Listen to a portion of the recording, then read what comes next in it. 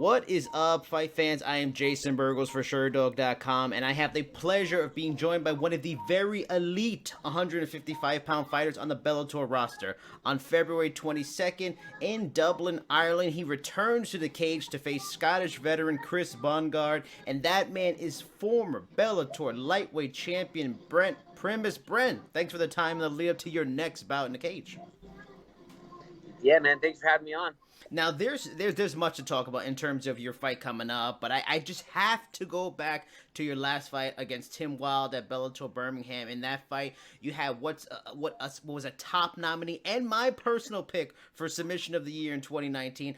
I love a good Gogoplata. Now, so take me to that moment, break it down for me, because you two had like a weird kind of exchange where you ended up hitting the mat. He comes and follows after you, but you quickly lock up a rubber guard in his right arm and you start working your foot in for the Gogoplata. Was that reaction to him getting in your guard something you specifically had planned for him? Is it something you often do in training for that kind of situation? Or is it just straight up instincts of a high-level black belt grappler? Yeah, I feel like it's kind of all of them, instincts, and it just kind of happened. The Gogoplata, like the Umaplata, I have a lot of setups and a lot of submissions from the Umaplata, and the Gogoplata is just one of them. And man, it just I catch people. It's kind of a rare submission, but for me, it's not. I catch a lot of guys in it all the time in the gym, and that's like my Umaplata is kind of like a home base, and I just can spread off, and there's so many submissions off of it and sweeps and everything. So. I'm really flexible, so I felt really comfortable, and man, I feel really good off my back. So it happened. It happened, and man, I don't be surprised if it happens again. I'll tell you that. And that's what I was going to ask you. I was going to ask you, is it something you do a lot in training? Is it something you expected, it to happen eventually in a fight? Or was it a surprise? But I'm guessing at some point, because you do it so much, you've landed it so much training, you kind of thought it was very possible in a fight. Because like you said, it's so rare. The Gogoplatas don't happen very often. Yeah, for sure. I honestly was just like, it's a matter of time before I catch somebody in that, and I got a couple other pretty rare submissions that come off of the Umaplata that don't be surprised if I catch people in a go-go clinch and a bunch of stuff like that, So I got some cool rare submissions that, man, don't be surprised if I pull them out in my next couple fights or my next fight even. Now, when James Gallagher fell out of the main event due to injury for this upcoming card, were you a little surprised, or I'll even go a little further, were even a little offended you weren't then placed in the main event of this card coming up, especially after headlining in Birmingham? Does another question, does being in the main event, have any bearing on your contract? Do you get any extra stuff because of being in the main event, or did you feel like, Liam McCourt is the Irish fighter in Ireland? All right, I can't blame them for doing that. Yeah, I was expecting to be jumped up to the main event, honestly, and when you are the main event, I think you get a little bit more leeway, a little bit, extra things, like hotels and flights and stuff like that, But at the same time, I know I'm not from Ireland, and I know my opponent's not from Ireland, so I can see where they went with that. But I feel like I should be the main event. I mean, come on, you're the former lightweight champion. You were already in the main event. I mean, I think you should be in the main event. And what is the difference? Is it like, do you get more people? Can you get more people that they'll pay for their fight in your corner? Is the room like a suite compared to like a 2 queen size bed? What is the differences? Yeah, like when you're the main event, they usually pay for more cornermen to go, and usually get extra hotels and just little extra things, and that does suck, and it is expensive fighting in a different country. Like I had to pay for 2 of my cornermen. I had to obviously pay for my family to go, and I feel like the sponsorships go down a little bit when you're fighting out of the country. Really? and everything. So it's a big hit. Hopefully my next fight I'm fighting in the United States for sure. Not only that, man, I just want my family to be there, and my grandpa, and when it's in the United States, more of my family can go to, obviously, because it is expensive going to Ireland and fighting there, or just traveling there and getting hotels and stuff like that. So Man, I'm asking Bellator next time, please let me fight in the States. And I was planning to ask you about that too, because it is odd to have the back to back like this. I was wondering, are you a guy maybe that likes to travel? Like I've talked to some fighters that like the international trip, they dig it, and some guys that don't. But now that you pretty much answered it, I follow up then with that. Is this kind of, unless you win, and I don't know if your contract is a guarantee or if it's a show and win, but is this is a not, if you don't win, is it like this kind of like a loss in terms of financials because of, like you just said, you're paying out of pocket for these international trips and all these things? Do you kind of lose money on something like this? I'm not gonna say lose money because I'm making money, but I'm definitely not getting as much money as I would have if I was in the United States. That's for sure. Right. You know, like I literally probably spent $6,000 that I wouldn't be paying if I was fighting in the United States. Wow. And that sucks. You know, Yeah. $6,000 is a lot of money. You know, and but I feel like it sucks, man. And not only that, like my grandpa, he's like my kind of like my dad, and I respect and love him so much, and I really want him to be my fights. And he doesn't like to fly, and there's no way he's gonna fly 14, 15 hours to Ireland. Yeah, you know? yeah. So that really does suck, and hopefully, like I said, man, I really want to fight in the United States next time for sure. But you know, this is the first time that my wife and both of my kids are gonna go to my fight, and it's like a blessing, man. I'm so excited to have my little guys there, and my kids and my wife, and it's gonna be great, man. And I also got, you know, the best brother, my brother Brandon. He always goes to my fights, and I got a couple buddies that always go to my fights no matter what. And, so that's good, you know. But yeah, man, we're pushing for the United States next time. For sure. And I want to, and it kind of goes into a question I was going to ask a little bit later, but maybe this, you know, it fits why maybe you're taking this fight and taking 2 straight fights internationally. You know, we've talked in the past. I talked to you in November, I think it was, about the frustration, or I talked to you a while ago about the frustration of 2017 and 2018 with the booking issues and injuries that have really hurt your consistency. You know, you'll be 35 in a couple of months. You know, going on your 10th year in the sport. But you only have 10 fights to show for it, which is wild, and you only had 1 fight last year. How important is it to get 3 to 4 fights, you know, this year for your career, for your finances, for your sanity? Is that part of the reason to take this? Like, you can't be inconsistent anymore. Yeah, man, it's killing me. It's killing me financially. You know, I've been begging for 3 fights for the last couple of years, and I was really wanting to get a fight before September, my last fight, before my child was born, and it just didn't happen. And the reason why I'm fighting in Ireland is because they're like, you can either take this fight right now or you can wait longer. And I was like, man, just sign me up. I do not care who I'm fighting. I don't care where it's at. I just need to get a fight. And so I'm begging my manager in Bellator that I need 3 fights this year. You know, I really do. And it's hard, man, and hard financially, and it's hard on me mentally, you know, I feel too. So, man, the goal is three fights this year for sure. Now, speaking of, you know, who you're fighting, originally you were set to face Peter Queally on this card, but this got switched to now Chris Bungard you're going to fight. On paper, this seems like a tougher opponent. Bungard has a bit more experience. The most notable difference between the two, too, is that this guy's a finisher. In all but 2 of his 15 wins, he got an early stoppage, compared to Queally, who is kind of the exact opposite. He has 10 decisions and 12 wins. Is this a far more challenging matchup now, and has that almost made camp better, you know, for a guy that you're a former champion? You know, I'm sure it's about what excites you, what interests you, and that helps to motivate you. Has this made this camp better? Maybe because Queally was a little bit more difficult to get excited for, but this guy poses some dangers, so it makes this camp a lot more exciting.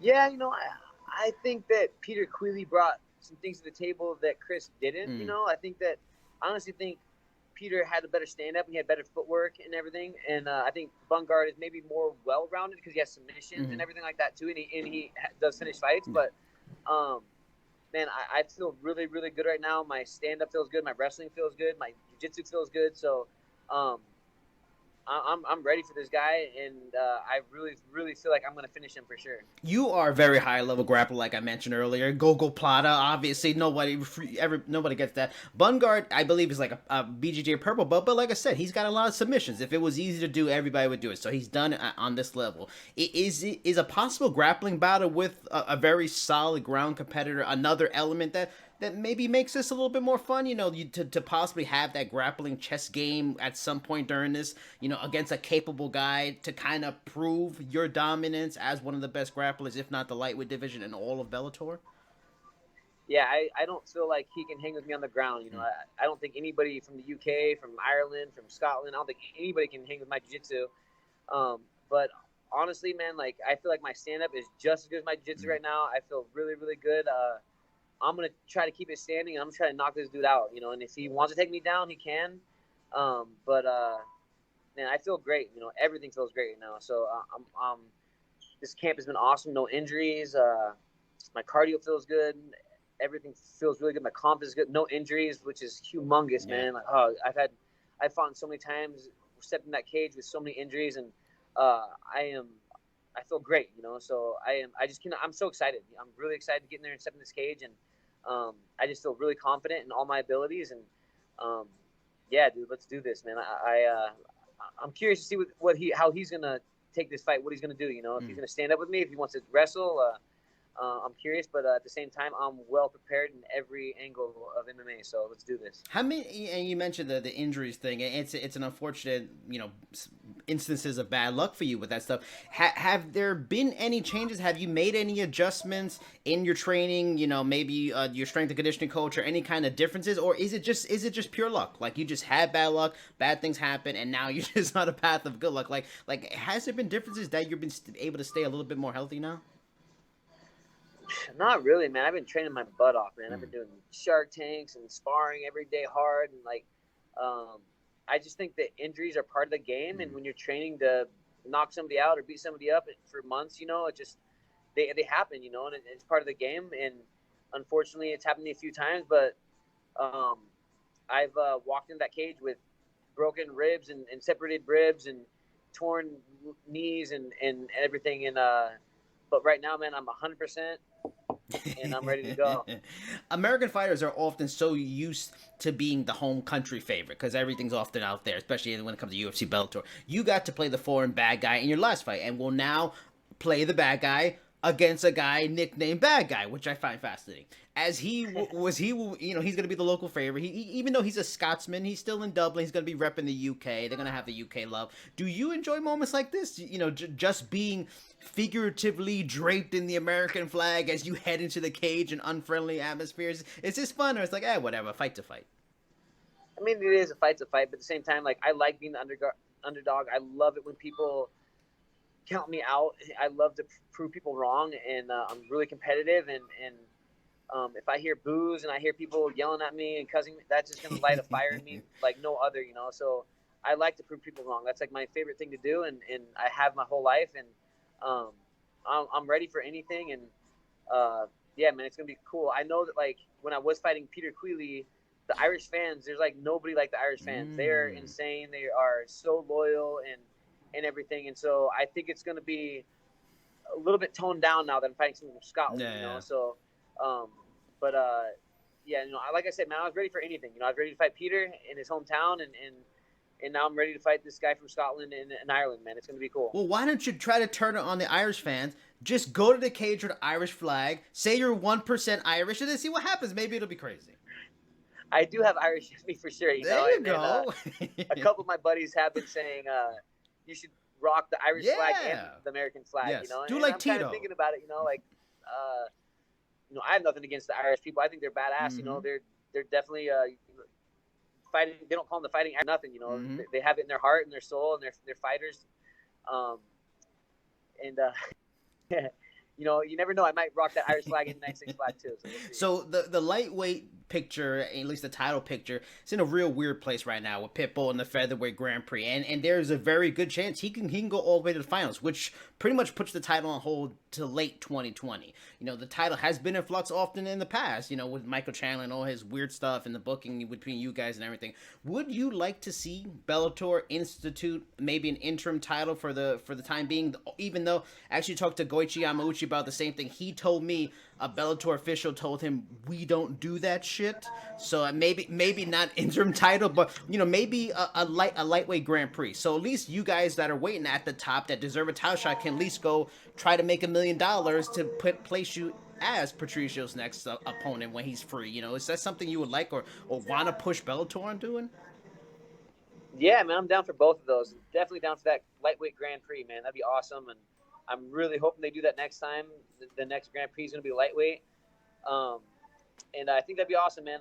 Especially that $1 million. You can't go wrong with that. So I'm hoping I hope that the lightweight Grand Prix is next for sure. After this, do you have any specific, kind of opponent you would like in mind? Because, yeah, these guys are respectable, good fighters, but you, like I said, you're a lightweight champion. You should be in the big fights. You should be in the main events.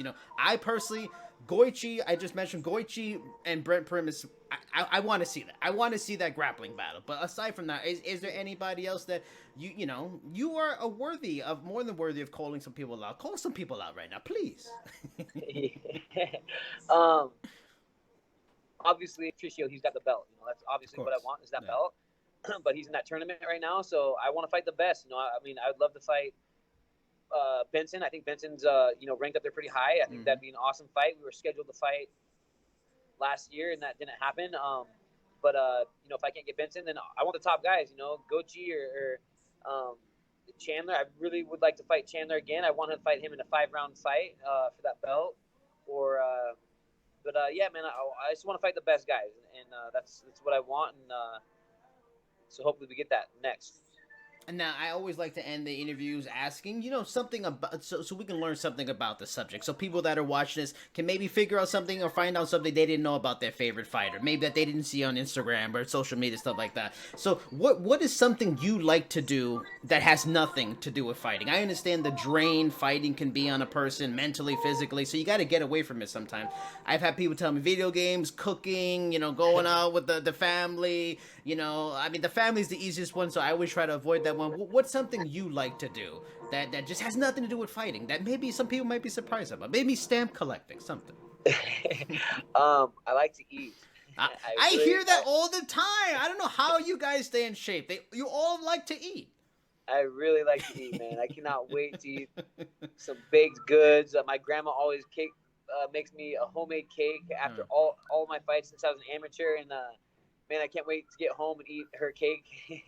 But like you said, like I have 2 kids right now, and the biggest joy for me is to hang out with my kids and my wife. And I haven't been able to do that much because I've been training my butt off 3-4 times a day, and I'm in Portland, 2 hours away from my family, and so obviously I know it's kind of boring, but hang out with my family and all that. But yeah, man, I like the outdoors and all that stuff. I do like cannabis, and I've all right.